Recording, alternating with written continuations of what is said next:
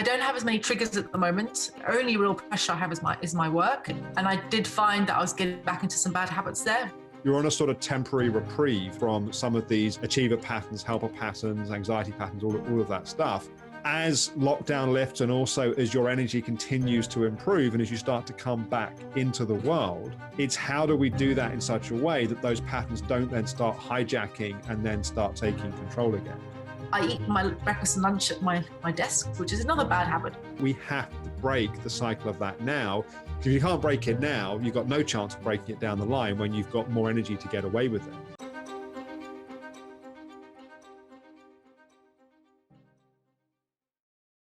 Welcome to this week's episode of In Therapy with me, Alex Howard. And for today's episode, we are catching up with Lauren.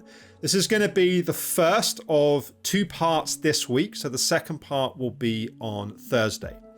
And in this first half of the session, we're firstly hearing how well Lauren has been doing. And I'm excited for you guys to hear from her. She's come a long way since the last session we had in person. As you'll be aware, a lot of the sessions, or all the sessions for up until this point with Lauren since the beginning, have been online because of the coronavirus lockdown. So just for her coming back into the same room that she'd been in, I guess 3 or 4 months ago, was a big sign of the progress. So it's really nice to hear that. We're then going to get into some pieces around the future and potentially her becoming a mother in time and what kind of mother she wants to become. And our relationship with ourselves is so critical in how we then relate to those that we're caring for and others in our lives. And I place a big emphasis on that. And that's part of what Lauren and I are going to be exploring. So then you'll see the second half of this session on Thursday. But for now, here's Lauren.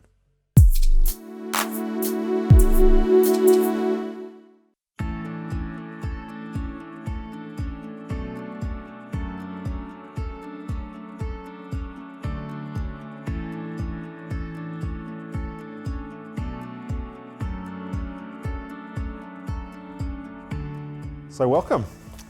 Hi. A little bit happened since last time you sat in these chairs. I know. So do you want to just give me a sort of general catch up? Obviously, I know a few bits, but yeah, just give us a kind of general catch up and then let's come into today.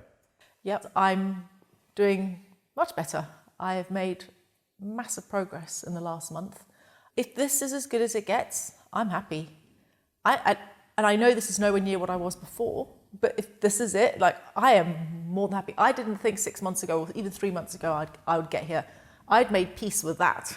Yeah. And this is just like a bonus, like, you know, and it's amazing because I can walk my dogs. And it's not like, oh, I have to plan, how do I walk my dogs? It's I can get up in the morning and I can walk my dogs. It's not going to impact the rest of my day. Okay, you walk your dogs, you can't do the rowing machine, you can't do any exercises, and I probably won't have a big day. That doesn't matter. The fact that I can just get up and walk my dogs without having to be like planning for 3 days how I'm going to recover, it is just brilliant. And I'm getting up and down my stairs. I'm able to do 4 full working days a week, which has actually been a blessing over lockdown because it's kept me really busy. I can do yesterday I did a really full-on day, like to the kind of level that I did 2 years ago. And it wasn't necessarily healthy, but it's because I have a deadline and there are going to be times that I have to deliver a bit more. Sure. And I was fine because I knew I had a day off. I just can't, I'm almost in shock and in awe of where I am right now. Yeah. Well, I think part of what's happened is that you've done a lot of really great work in putting in place the foundations. You've really worked on listening to your body. And of course, it's not a perfect science, but also at this stage of recovery, it doesn't need to be a perfect science. In fact, the attempt to make it a perfect science at this stage is actually unhelpful. It's like, and take this with caution, because I know your possible tendency, but the breakthrough at one stage becomes a limitation at the next stage. So part of your breakthrough has been being really disciplined in terms of pacing and being careful and listening to your body. And there's a point where being overly rigid around that becomes a limitation. Mm-hmm. That isn't permission to just take the brakes off and do whatever you want to do, but being a little looser around those edges is also appropriate, you know. And the goal of the integration of your kind of ferocious driving achiever pattern is not that you spend the rest of your life like really carefully, like, I mustn't overdo it, I don't want to crash. Like, you want to live your life completely, fully and passionately. And it's doing in a way which has a place of harmony and balance of your body. And that might mean that for a week, or, you know, when you've really got the resilience, even for like 3-4 months, like you're going full tilt and you're driving yourself at something. But when that thing comes, you're not addicted to... Sorry, it's the hormones. I just start hearing it welling up at the right, you know, yeah, when I start thinking about things at the moment. Sorry, it's not. What comes up? Just when you're talking about that, I don't know, just listening to you talk to me about the achievements and stuff just made me just get really kind of like welled up, because it makes me feel a little bit like I've done a good job. Yeah. And I'm not very good at telling that to myself. So having somebody else say that, even though you weren't directly saying it to me, but hearing you talk about it was like, you're right, I did do that and I did get that, and I'm just hormonal. So. What you've done for you is one of the hardest things you could ever have done, because you were defining your self-worth by everything you did and achieved, and you had to let go of that. Sorry. It's okay. Let yourself just feel it. Let yourself just acknowledge that you did something that was really hard, and you did it. I'm so grateful for the person I am now, though. Like I have such a different relationship with my subconscious, with my mind. Like it was a horrible few months, few years actually, if I really look back at it. But don't ever want to go back to being that person. And I just feel like, yeah, it was almost kind of worth it in the end. What do you feel? Like there's a place where you feel the sense of it sounds like part of what you're feeling is proud. And it's okay to feel that. But I'm curious, what's the actual feeling that's there? I feel pain for who I was. I feel sad, like physical pain for that person I was who went through those things that you were kind of describing and everything. Like I actually feel, yeah, it's like I think it's just, it is probably a bit to do with the hormones, to be fair, but I just feel like a real lot of empathy. What would you say to her? That was oh God, I'm never crying normally, sorry. It's okay. Just chill out, you know. Try not to solve everything in one day. Do everything and just try solve one thing at a time, and don't be so overwhelmed.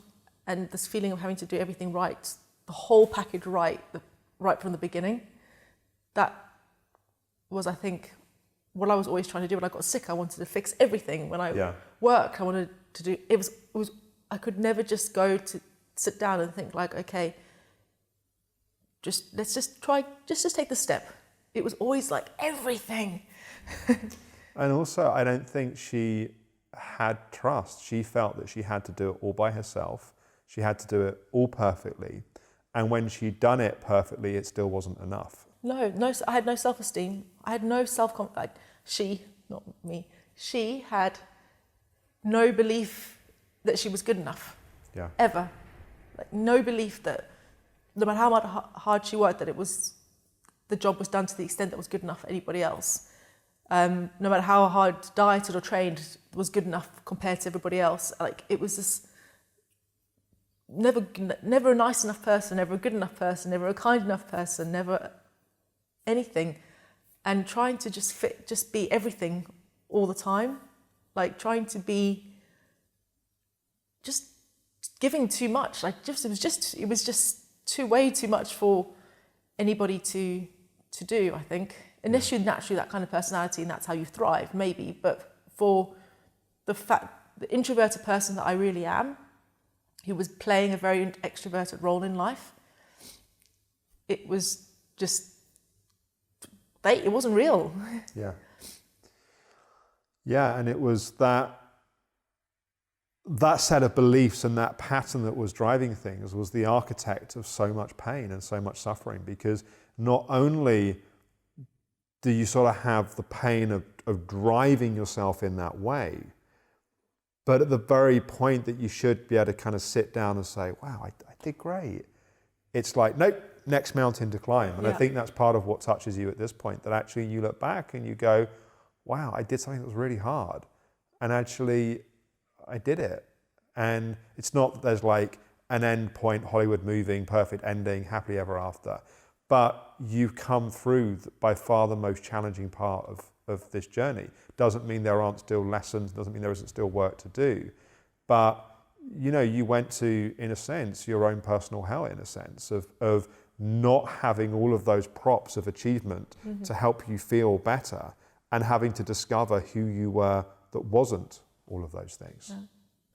I went through a real transition in my thought patterns as well, because I went from being very negative about the situation and very like there's no hope, to toxic positivity, which didn't end in a great way, to this kind of now actually quite positive outlook on life, which is a much more relaxed outlook on life, where I'm very much aware of my inner dialogue. And, you know, I actually talk to myself. I'm like, well, what is in the dialogue going? What am I even thinking about this stuff? Like, why? Why is it in my mind? And like, and this awareness and this kind of belief in being positive. And it's so different to where I was before, where I was this, at the beginning of my thing, this frantic brain full of just like, what ifs, how could I, how am I going to do this? How am I going to survive? Sorry, it's ridiculous. I can reassure you, your mascara is not smudged. It's in case that's what you might be concerned about. I don't mind about that too much. But it's amazingly neat crying, just so you know. Thank you. I'm not a big crier. It's probably a lot to do with the fact that I'm off my antidepressants as well. There's a lot of things that are. So say a bit more about that. Well, I took the antidepressants for anxiety and sleep more than anything, and they did help with the anxiety at sleep, but never really took it away. But definitely helped with sleep. But I knew I had to come off them anyway if I wanted to have a baby. And about 2 months ago, I started weaning off just tiny 10 little bits. That's right, I remember you texting me, yeah.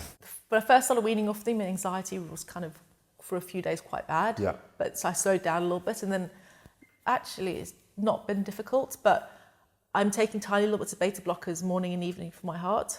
Yeah. And it's half the minimum dose I take in the morning and I think. And I don't have any anxiety. So I think a lot of my anxiety was a physical. I'd been anxious for so long, and I'd had the POTS problem, which was worse. And I think it would almost hardwired my body into this like, and the tiny little bit of beta blockers has taken away that.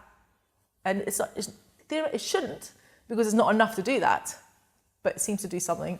But I think, I'm sure it's played a role. And I think also part of what's happened is that maintaining that sort of ego ideal self requires so much stress, because you're constantly having to be something other than who you are. So you're constantly pressurizing yourself and driving yourself and pushing yourself. And then when you start to kind of release that, initially one feels like a bit like they're falling apart, and one's mood kind of crashes sometimes. You can go to numbness as a kind of shutdown state. Yeah. And I think part of what's been happening is, as your body has been healing and as your energy has been coming back and your nervous system has been relaxing, you're starting to actually feel your emotions. And that's important in lots of ways, but one of the ways that that's really important is disconnection feeds disconnection. And so the more numb we feel, the more we drive ourselves to try and achieve those things that we think are then going to give us the feeling we're trying to get. But because we're already numb, it doesn't make any difference. So we kind of drive and push even further. When you're emotionally in touch and you can feel joy and you can feel gratitude and you can feel happiness and you can feel excitement and you can feel pleasure and you feel all of those things, life becomes inherently satisfying. So you don't need to become that idealized self. In fact, you feel the impact of being stressed, and suddenly it's like, wow, that feels worse than this. I'm going to stay with this. Yeah. And it's so, just as disconnection feeds disconnection, connection feeds connection. And so the more emotionally open we become and the more satisfied we become by life, the less stuff we think we need to be happy. That doesn't mean that you can't be ambitious. It doesn't mean that you can't have things that you want to do and achieve, but you're not motivated by deficiency.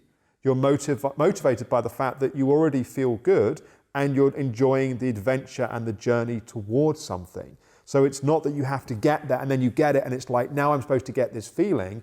You're getting the feeling most of the way along that journey.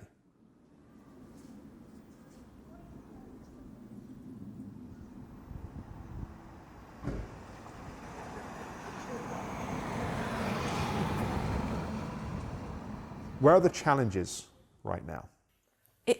The challenges are going to be coming out of lockdown for me, because I still have got that need to please is never really going to go away completely. And so an example is my friend's surprise birthday 2 weekends ago. I planned a surprise birthday for her. Social distancing, obviously. But of course, I wanted to make it special. So I bake cupcakes, I bake brownies, I do chocolate dipped in strawberries, I make gluten-free bread and sandwiches. I spent 4 hours in the kitchen, prepping, cooking, icing, you name it, like massive spread, And I was just like, I was really proud of myself, and I did it. And I managed to stay on my feet, and I managed to go have some drinks and have some fun and have a little dance even in my fellowship the next day. But it was amazing. I think that was the first time I started to realise I could actually do a bit more without it crashing. But that was still like, did I need to do that? Did I really need to go to that extent and basically, feed everyone and do such I will slip back into that quite quickly. The thing is, there's not an opportunity for it at the moment, but when lockdown comes to the end, opportunity kind of starts knocking again, and then that part of me, because I enjoy that stuff. I really enjoy it. I feel I enjoy the sense of achievement and everything. But then, suddenly it's 3 people's birthdays in a month. Right. And then it's, Yeah, and I think also bringing into the mix that you're doing IVF at the moment. And, if all goes well, then you become a mum. And these kind of achievery, perfectionisty type patterns are quite difficult for any parents. I've been thinking about that a lot, actually. I really have, about those personality traits in my parenting style. Yeah. In many ways, having kids is a great way of eroding those patterns.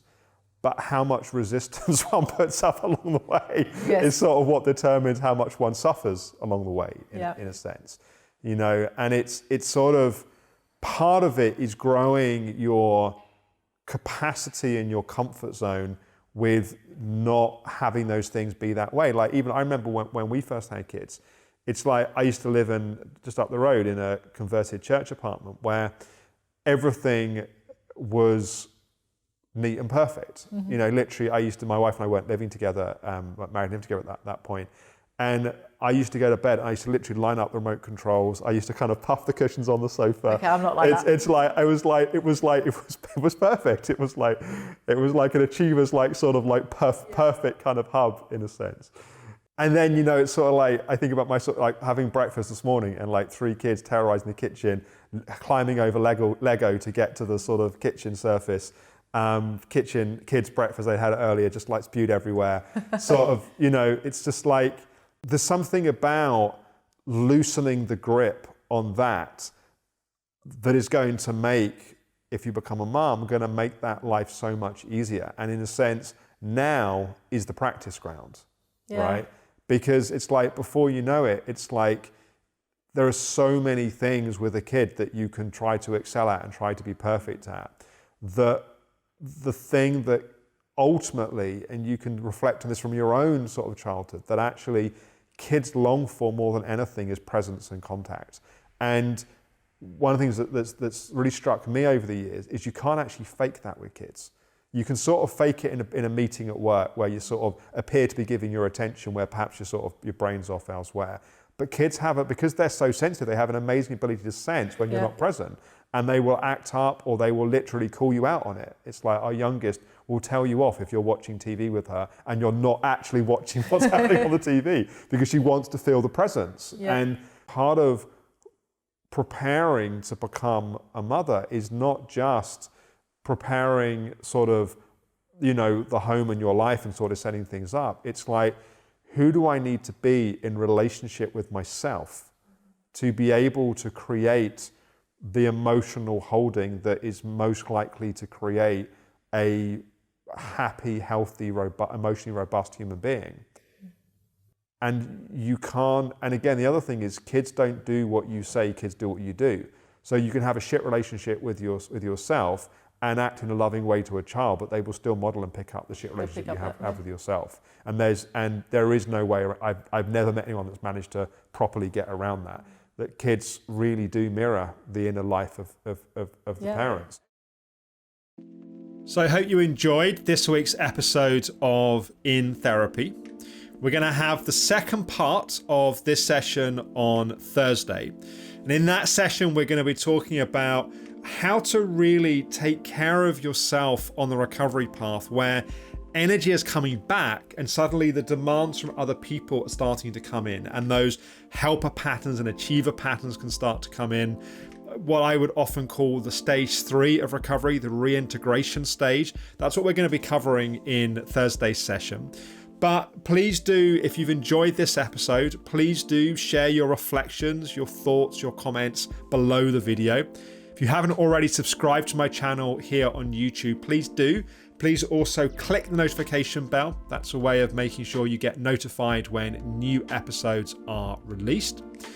Hope you've enjoyed this week. I say today's episodes. I look forward to sharing part 2 with you on Thursday. Here's the real challenge you have right now. You were a phase where you said no to everything because you couldn't do anything. Now you're in a phase where you've got the resilience, you've got the capacity, but either you don't want to do it or you've already overcommitted yourself.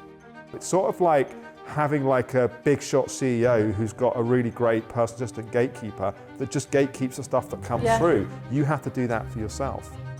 But yeah, the inner critic is judging me and going, and it's because it's going, well, you couldn't you? You need to stand guard at the door of your diary, and you need to remember that just because you can doesn't mean that you should or even that you want to.